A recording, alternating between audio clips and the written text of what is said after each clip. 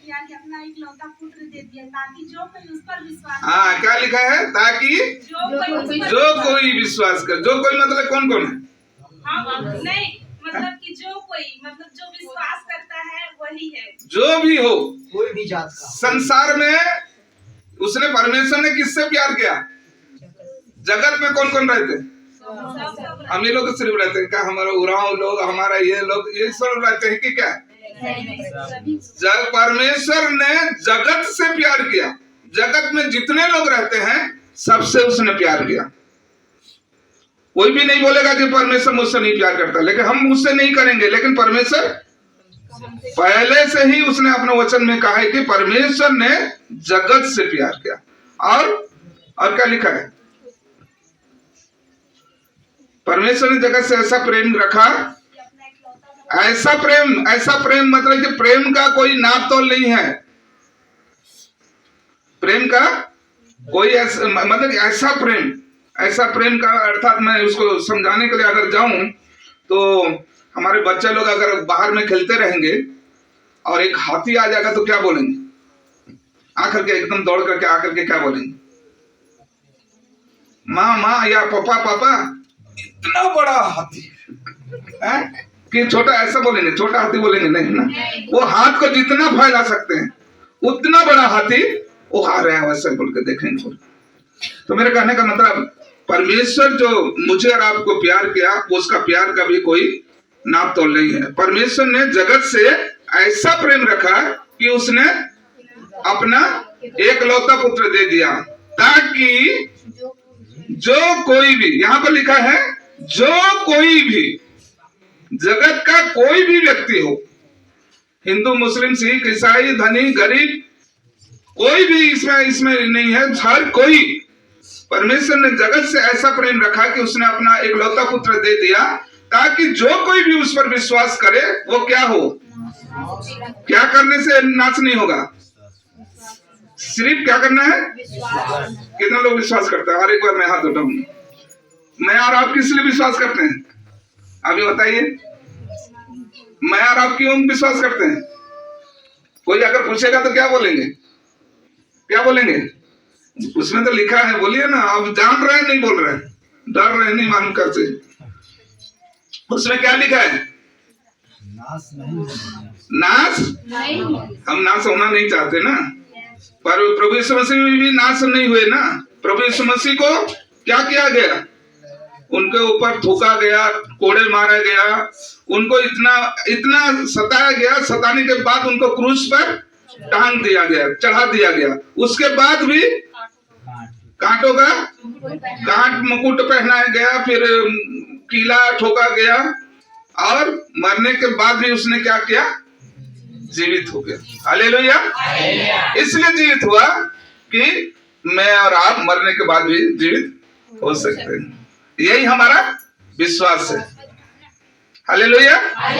इसलिए परमेश्वर, इसमें क्लियर एकदम स्पष्ट से लिखा है कि यूहन्ना 3:16 में परमेश्वर ने जगत से ऐसा प्रेम रखा कि उसने अपना इकलौता पुत्र दे दिया ताकि जो कोई भी उस पर विश्वास करे वह नाश न हो परंतु अनंत जीवन पाए। हालेलुया। इसलिए मेरे प्रिय भाइयों और बहनों, आप इससे मतलब कि आप डरिए नहीं, आपको भयभीत नहीं होना है, क्योंकि जिस परमेश्वर ने मुझे और आपको बनाया है अपने स्वरूप और समानता में, उत्पत्ति उसका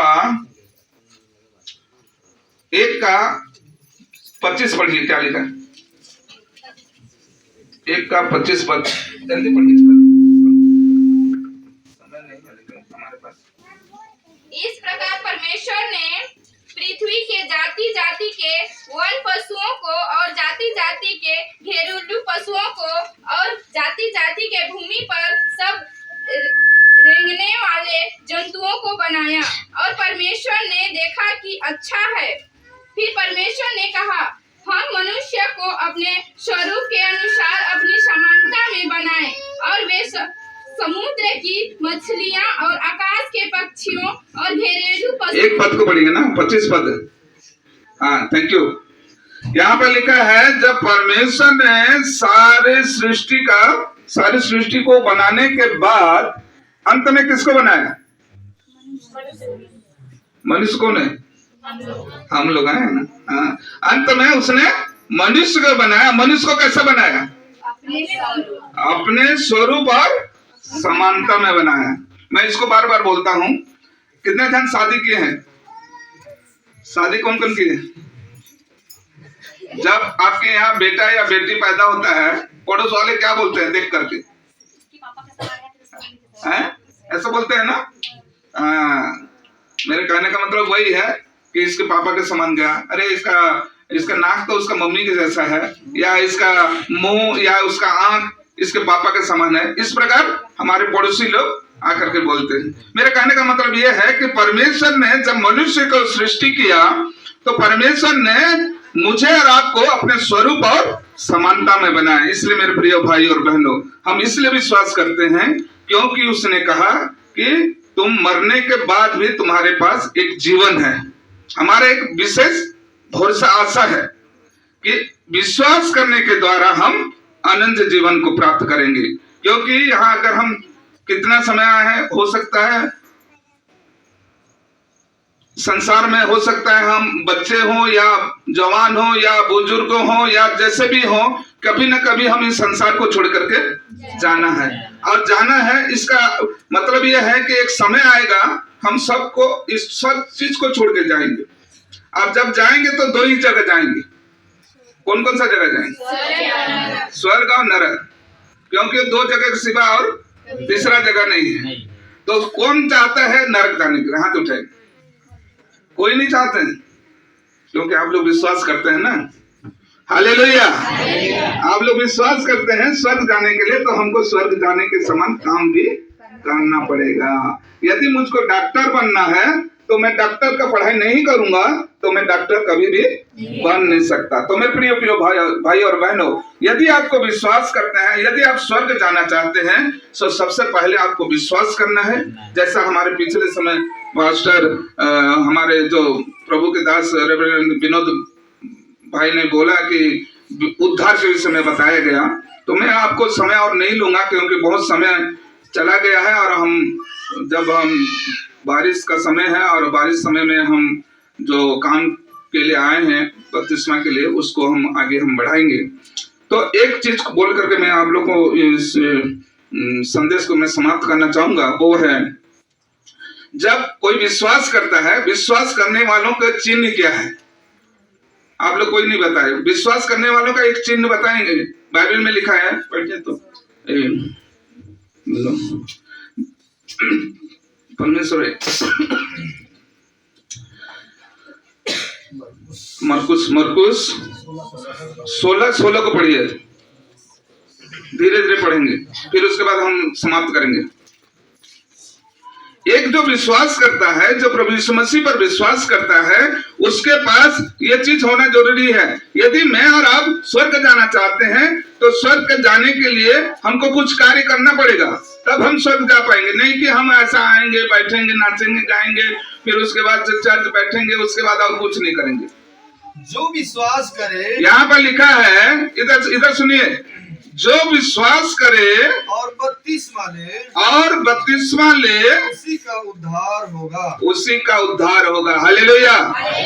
3 चीज बताया गया। पहला क्या है?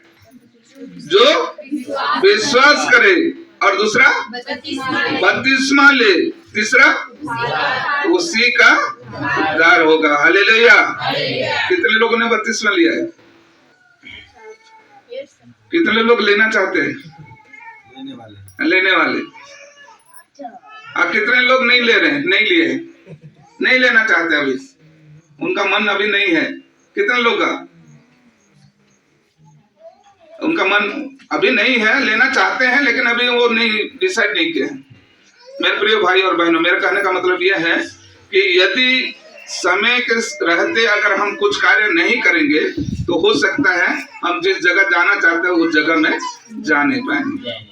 तो हमको समय के रहते हमको होशियार होना है, चालाक होना है, और समय के रहते निर्णय लेना जरूरी है। किसको दबाव नहीं है कि आओ ऐसा करो बोल करके। लेकिन यहाँ पर हम देखें कि जो और एक बार पढ़िएगा, जो विश्वास करता है, और 32वां ले, और 32वां ले, उसी का उद्धार होगा। हालेलुया।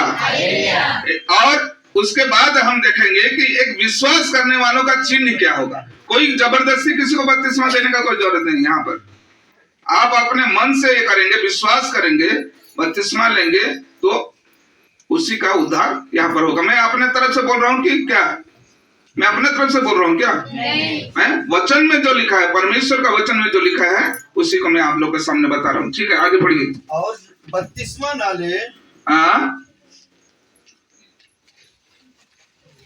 उसी को आगे बढ़िए। आगे इधर देखेंगे, इधर